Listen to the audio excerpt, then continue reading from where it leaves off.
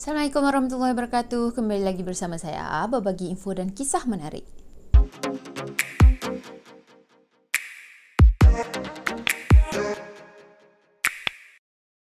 Terima kasih sebab korang dah klik video ini dan jangan lupa untuk tekan tombol subscribe. Baiklah, dalam video kali ini saya akan berkongsikan dengan korang tentang 3 bangunan yang paling seram di Malaysia. Dah sedia? Jom kita mula. Bangunan yang pertama adalah Hospital Lady Templar di Cheras. Jadi hospital ni dibuka pada tahun 1952. Hospital ni dirasmikan oleh Lady Templar, iaitu isteri kepada Pesuruhjaya Tinggi British Sir Gerard Templar pada masa itulah. Pada Ogos 1995, hospital ni mula menerima pesakit-pesakit yang tak sembuh, walaupun pesakit ni dah pergi ke hospital-hospital yang lain. Biasanya hospital ni akan merawat pesakit-pesakit yang mempunyai masalah jantung, masalah paru-paru dan juga batuk kering. Dan dikatakan hospital ni adalah hospital pertama yang menjalankan pembedahan jantung.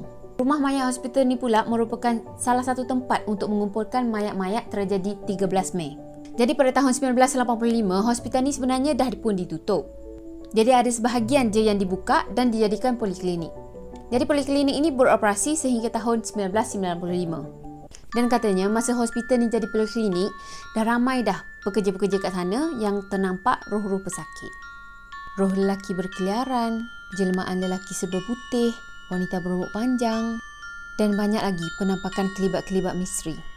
Antara cerita seram yang popular dekat hospital ni adalah melibatkan 10 orang pelajar yang pergi ke hospital ni bila hospital ni dah ditinggalkan dan mencari hantu.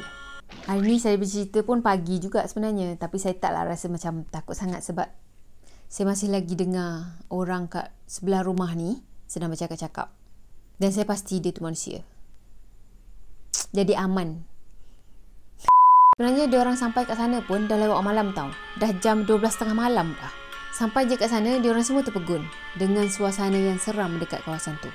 Mana taknya hospital tu besar sangat tau, tapi sangat-sangat usang. Dan apa yang lebih mengerikan lagi, bila diorang masuk kawasan tu dengan sebiji lampu suluh je. Bila mereka jejak je kaki dalam bangunan tu, semua bulu roma terpacak. Tapi punyalah nekat diorang ni, tak mengalah tau. Tak adalah nak give up awal apa semua kan. Terus juga masuk ke bangunan tu. Jadi siling hospital tu kebanyakannya dah pun terkopak tau. Diorang cakap yang bau ubat-ubat dan antiseptik sangat-sangat kuat dalam bangunan tu. Tapi peliknya bangunan tu kan dah lama ditinggalkan. Kenapa macam boleh lagi bau antiseptik, ubat-ubat tu semua? Sepatutnya kalau bangunan yang lama ditinggalkan bukan ke macam bau hapak, bau yang macam tak menyenangkan macam tu. Tapi ini tak, masih lagi kuat dengan bau antiseptik. Lepas tu bila mereka jalan lebih jauh lagi, mereka tengok yang katil-katil ni semua setengah bersepah. Katil-katil pesakit lah. Lepas tu ada tumpuk-tumpukan macam darah kering macam tu dekat dinding-dinding. Lagilah rasa seram kan dengan suasana bangunan yang macam gitu. Yang ngerinya lagi bila diorang tu nampak balang-balang yang masih berisi organ manusia. Tahu tak? Tak boleh bayang lah bila lah korang nak belah dari situ. Dah habis jelajah tingkat 1 tadi, diorang naik ke tingkat 2. Dekat tingkat 2 ni lah ada bilik-bilik ward pesakit tau. Jadi ada salah seorang daripada mereka ni ternampak ada keranda dalam salah satu bilik dekat situ. Jadi dia pun tunjuklah dekat kawan-kawan dia yang lain kan. Kawan-kawan dia yang lain ni semua terjenguk-jenguk nak cari mana keranda tu kan macam ingin tahu gitulah. Dan korang tahu apa yang dia nampak? Dia orang nampak lembaga yang didakwa empunya keranda tu. Bila korang nak belah? Apa lagi? Lintang pukang lah dia orang, lari tercukup tanah. Lepas dah sampai kat kereta tadi, dia orang cek-cek lah dah cukup semua ke kawan-kawan dia orang kan. Tapi ada 8 orang sahaja kat situ tau. Lagi 2 orang hilang. Nasib baiklah ada salah seorang kawan dia orang tu yang perasan. Masa kalut-kalut lari tadi, ada 2 orang perempuan ni dia lari naik tingkat 3. Jadi terpaksalah dia orang masuk balik ke bangunan tu untuk cari kawan dia orang. Jadi dia orang pun naiklah ke tingkat 3. Jadi masa dia orang sampai je ke tingkat 3 tu, dia orang nampak yang kawan dia orang 2 orang tadi tengah berpelukan di satu penjuru. Yang 2 orang ni dah ketakutan gila sampai menggigil dan pucat lesi tau muka dia. Jadi dekat tingkat 3 tu sebenarnya ada wak bersalin tau. Jadi kawan-kawan yang cari dia orang 2 orang tadi yang baru sampai kat tingkat 3 tu tanyalah, kenapa korang ni? Lepas tu yang 2 orang ni memang dah tak boleh bercakap dah memang clue lah lidah dia orang. Dia orang cuma tunjuk dekat salah satu bilik yang ada dekat situ. Dan rupa-rupanya bilik tu adalah bilik bersalin tau. Dan bila kawan-kawan dia semua tengok dekat bilik tu, diorang nampak yang ada sesosok perempuan tengah mendukung bayi. Apa lagi, mereka cepat-cepat angkat kawan mereka tu dan turun ke kereta. Masa kat kereta tu lah, barulah dia tanya, macam mana kau boleh naik ke tingkat 3 kan? Yelah yang lain semua lari ke bawah, macam mana kau berdua je boleh naik atas? Dan dia jawab, diorang pun tak tahu macam mana dia boleh lari ke atas. Dan tiba-tiba je diorang dah sampai dekat depan bilik bersalin tu. Dan diorang cerita lah yang masa diorang ada kat depan bilik bersalin tu, diorang dengar macam orang nak bersalin tau, macam mengerang, lepas tu menangis kesakitan macam gitulah. Dan tak lama lepas tu dia dengar ada bunyi bayi menangis. Yang buatkan mereka kelu lidah sampai pucat lesi tu, bila bayi yang tak cukup sifat tiba-tiba datang merangkak ke arah mereka tau. Dan bayi tu merangkak ke arah mereka, tak sampai lagi dekat mereka tu, tiba-tiba ada sesosok perempuan ni datang, lepas tu ambil bayi tu, gendong bayi tu dan pergi daripada situ. So untuk korang, kalau nak pergi ke tempat-tempat seram, fikirlah 2 kali, 3 kali, 4 kali, 5 kali. Bangunan yang kedua adalah Kelly Castle. Kelly Castle ni dibina pada tahun 1915 yang dibina oleh William Kelly Smith yang berasal daripada Scotland. Dia ni datang ke Malaya pada tahun 1890 sebagai civil engineer. Yang last kali dia buat bisnes secara besar-besaran dekat Malaya ni dan dapat banyak sangat untung. Jadi castle ni dibina di Batu Gajah, Perak. Jadi William ni dibalik ke Scotland dan juga berkahwin dengan cinta hati dia iaitu Agnes.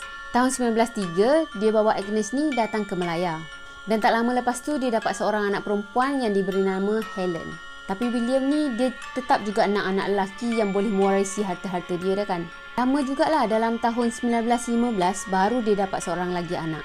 Dan anaknya lelaki. Anak lelakinya ni diberi nama Anthony. Jadi lepas Anthony lahirlah, dia mula besarkan rumah dia menjadi istana. Jadi istana megah ni, dia bina untuk isteri dia dan juga untuk anak-anak dia. Tapi sayangnya lepas dia meninggal dunia, pembangunan castle ni dihentikan dan juga terbengkalai sampailah sekarang. Kalau korang nak tahu, elevator pertama yang ada dekat Malaysia ni, ada dekat Kelly Castle tu. Walaupun elevator tu tak sepenuhnya siap lah. Dan craftsman yang bina castle ni, semuanya diimport daripada India. Kenapa dari India? Katanya masa tu William ni dia taksub sangat dengan agama Hindu tau. Dan sebab itulah castle ni dibina mengikut reka bentuk Istana Mughal di Agra, India. Katanya ada 3 terowong rahsia dekat istana ni tau. Yang pertama menghubungkan castle ni ke kuil Hindu lebih kurang 500 meter macam tu. Terowong kedua pula daripada castle ni sampai ke parkir kereta. Terowong ketiga pula PKR ni jumpa secara tak sengaja masa dia orang nak buat jalan dekat-dekat situ tau. Dan terowong ni masih lagi kekal rahsia sampai sekarang sebab tak tahu terowong ni menghubung ke mana. Masa jumpa tu, terowong ni dah ditenggelami oleh air. Pada tingkat 2 di istana tu pula, dia buat satu gelanggang tenis secara tertutup. Dan bangunan ni ada 14 bilik semuanya dan 1 bilik rahsia. Korang tahu tak apa uniknya pembangunan castle ni? Jadi masa tu mana ada simen kan? Jadi dia bina castle ni menggunakan campuran putih telur itik, madu, pasir kapur dan juga gula merah. Jadi barang-barang untuk masakan yang diguna.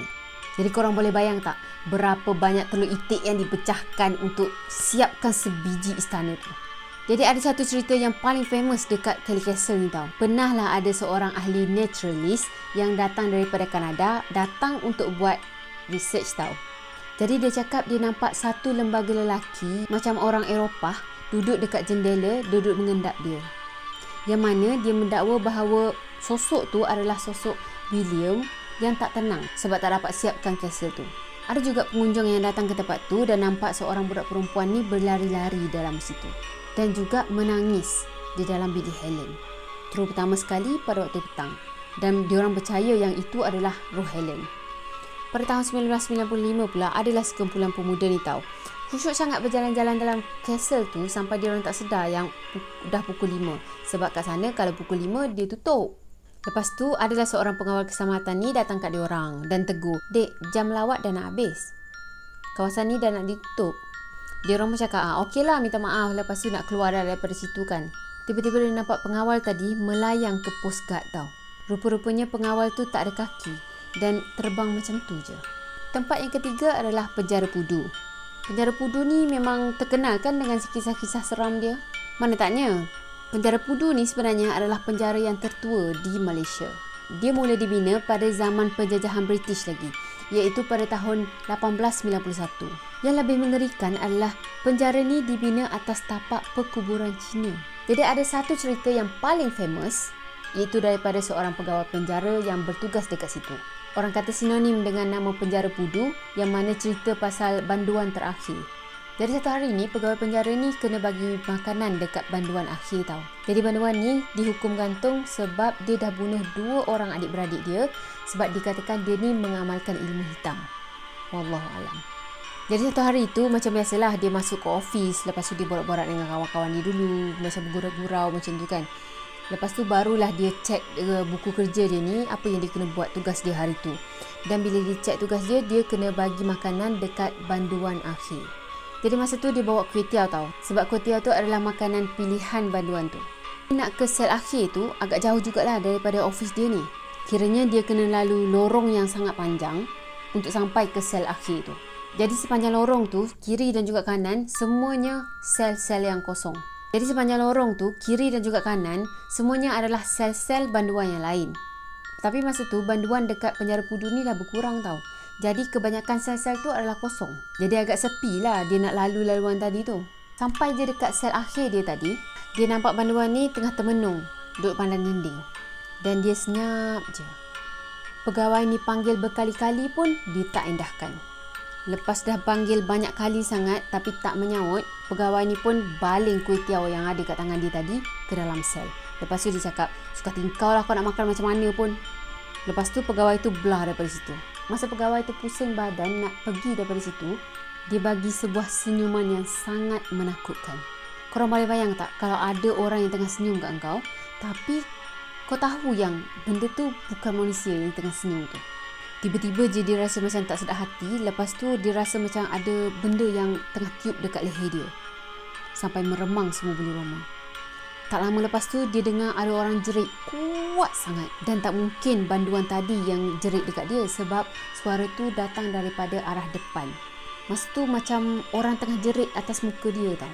Lepas tu dia dengar macam ada orang tengah nangis-nangis, macam mendayu-dayu je nangis macam tu kan. Lepas tu dia lapar lagi, cepat-cepat lagi jalan, macam lari-lari anak macam tu lah. Tapi tangisan tu tak juga hilang, makin lama makin kuat.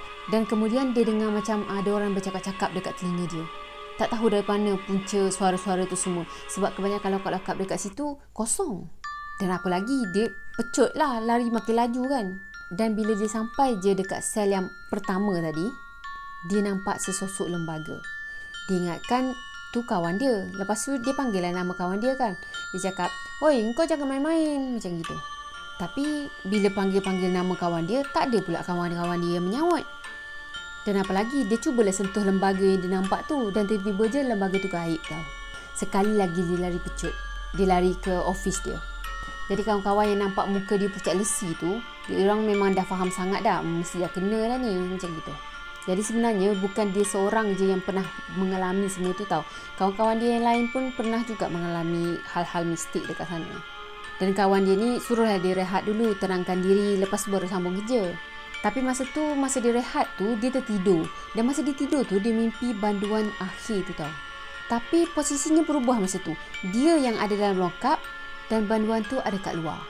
Dan korang tahu, banduan tu senyum dekat dia sebiji macam dia senyum dekat dalam sel tadi. Jadi masa di dalam lokap tu, dia bunyi macam-macam bunyi. Ada bunyi ular. Lepas tu tiba-tiba ada satu lembaga ada dekat belakang dia tau. Lepas tu cakar-cakar belakang dia. Dan tiba-tiba kawan dia yang nampak dia macam mimpi buruk tadi, kejutkan dia. Dia cakap lah, bangun. Kau ni kenapa? Kau macam mimpi je, kenapa ni? Lepas dah bangun tadi, salah seorang daripada mereka tegur. Ni badan kau kenapa penuh dengan darah? Lepas kawan dia tegur tu, barulah dia rasa macam pedih-pedih seluruh badan dia. Jadi bila dia buka je baju, rupa-rupanya penuh badan dia dengan cakaran-cakaran. Jadi sebenarnya bilik banduan terakhir tu juga terkenal dengan satu potret perempuan ni tau. Katanya itu adalah banduan terakhir dulu yang mana dia lukis gambar dia sendiri dan letak dalam bilik banduan terakhir itulah.